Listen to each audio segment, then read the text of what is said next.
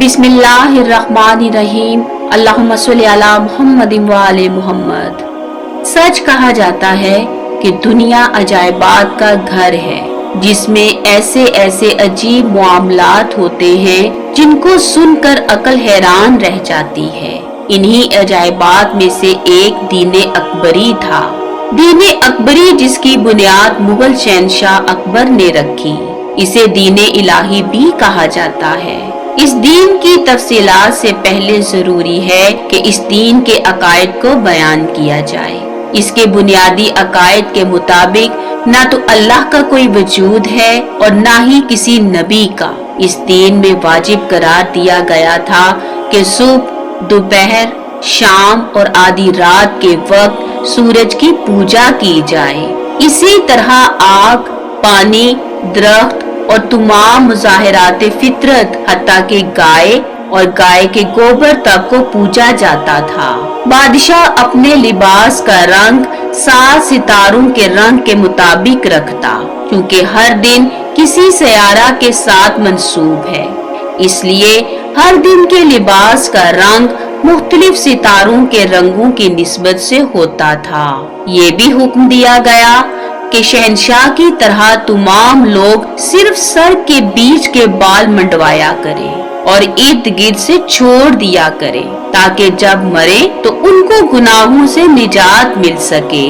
हुक्म था कि सब लोग एक नया कलमा ला इलाहा इल्लल्लाह अकबर खलीफतुल्लाह पढ़ा जाए, और जो ये कलमा ना पढ़े उसको सख्त सजा दी जाए। कलिमा की तब्दीली के साथ ही सूद और जुआ हलाल कर दिया गया था, और जवारियों को खजाना से सूदी कर्ज दिया जाता था। शराब के हलाल होने का फतवा सादर कर दिया गया था, यहाँ तक कि उसके पीने से कोई फितना और फसाद पैदा ना हो। इसी वजह से महफिलों में अक्सर उलमाओ सुलहा बल्कि काजी और मुफ्ती तक शराब नोशी को हलाल और जायज समझते थे। दाढ़ी रखने पर भी पाबंदी लगा दी गई थी, और रेश तराशी को बाइसे अजरो सवाब कहा जाता था। ये भी हुक्म था कि जवान औरतें बाजारों में चेहरे को खुला रखेगी, यानी पर्दा नहीं करेंगी। दीन अकबर में लाजिम था कि 12 साल से कम उम्र बच्चों का खतना नहीं किया जाएगा।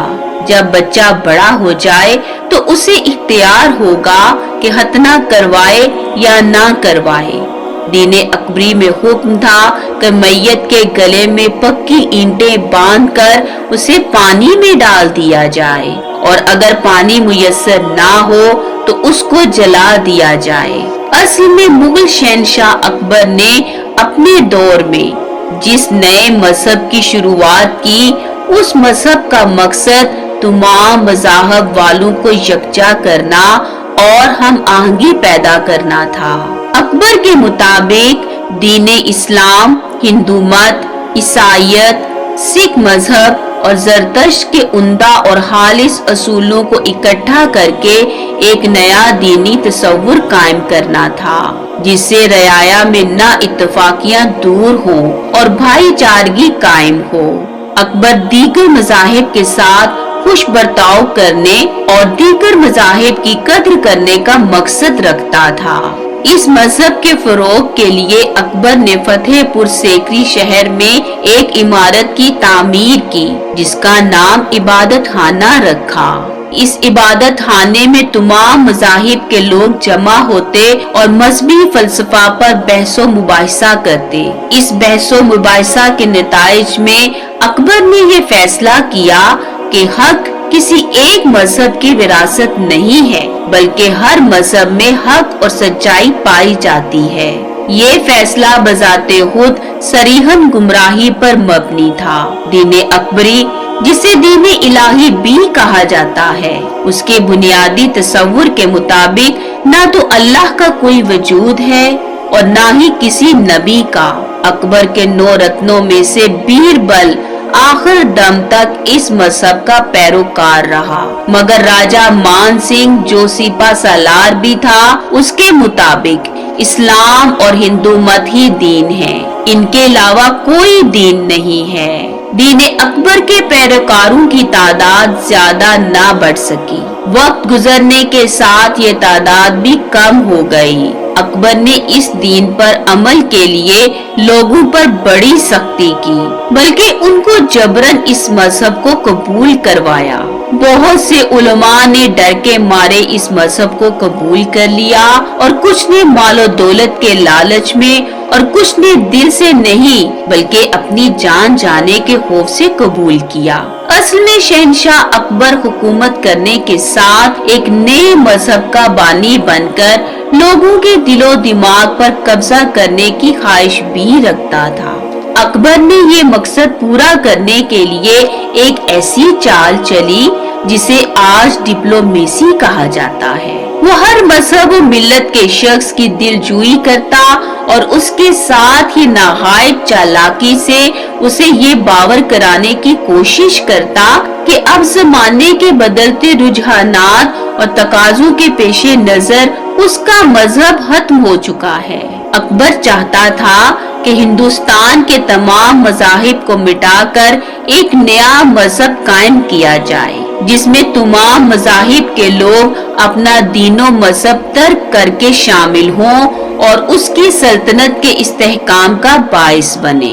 ایسے حالات میں ایک مرد مجاہد کی ضرورت تھی جو اسلام کی مدافعت میں سینہ سپر ہو کر باطل قوتوں کے سامنے میدان عمل میں آگے بڑھے کہ اس کی ہیبت و سہولت سے قدم قدم پر کامرانی اس کا استقبال کرے۔ یہ کام شاہ سرہند مجدد الافسانی نے کیا۔ اس زمانے میں آگرہ کا نام اکبر آباد تھا۔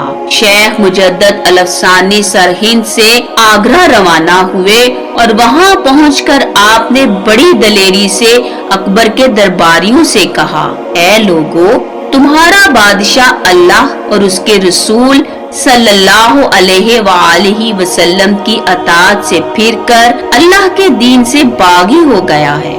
جاؤ اسے میری طرف سے جا کر کہہ دو کہ دنیا کی یہ دولت و حشمت اور تخت و تاج سب فانی ہیں، وہ توبہ کر کے اللہ اور اس کے رسول کے دین میں داخل ہو جائے، ورنہ اللہ کے غضب کا انتظار کرے۔